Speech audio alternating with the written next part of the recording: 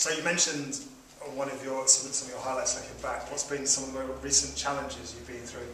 I can name a few. I think sleeping in the Memorial Gardens at Kingston at the end of January, when it was -6, was a bit of a challenge. Why did you do that? Wasn't it just because you were homeless? No, that was for the Sleepies fundraising event that we ran in conjunction with Kingston.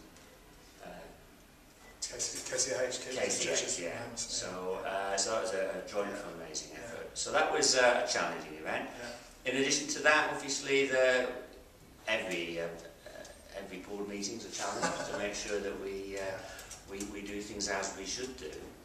But also what I call it's more of a marathon than a sprint. It was the entire selection process that we have to go through when appointing a new CEO. It takes time, and it probably took at least 6 months from beginning to end to see the process through from beginning to finish. So it was, that's a couple. I've got literally tomorrow I travel to Iceland, which is a trip I should have done back in April for the YMCA Europe, but sadly that got postponed due to a certain volcano that erupted. So we're off tomorrow to 6-day assessment of the national movement. Again, that's a piece of work that is again a challenge, but that's shared with 200 people, so it's a bit easier.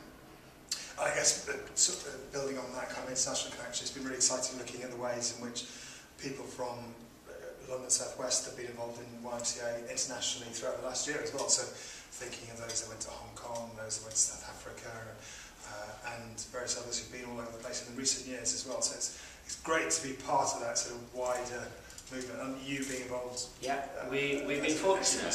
We've been fortunate that we've been able to develop those links, and we have youth links with Bitterland, obviously. Sure.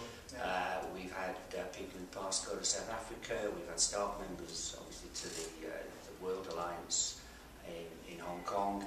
And there'll be European and World Alliance events coming up over the next few years. We've always been keen as we say the largest YMCA in Europe to be an active member and to take part in these events, because I think it's important that we are.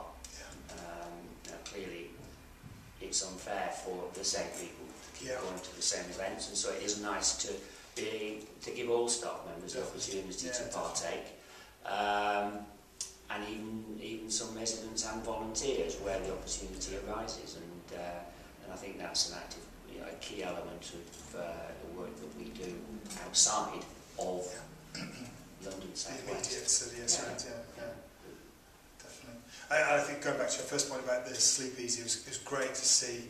I mean, I'd got the job, I'd been on the other side of the gruelling process of recruitment, and had a great chance to meet some of the staff and board members in that process.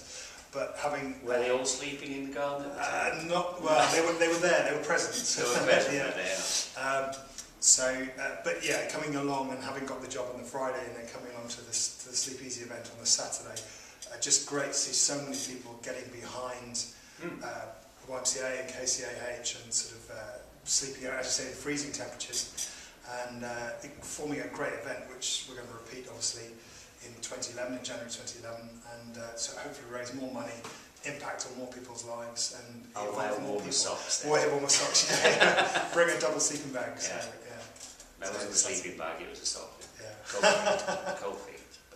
But a great event, and so more. I think as we move forward, fundraising and looking at alternative sources of support is going to be one of the areas that we need to think about. So how we diversify our income. And for that, we need to be absolutely clear and open about what it is we do and how we do it, so that grant-making bodies and fundraising and people who we ask for contributions can clearly see what it is we're about and where that money will be spent.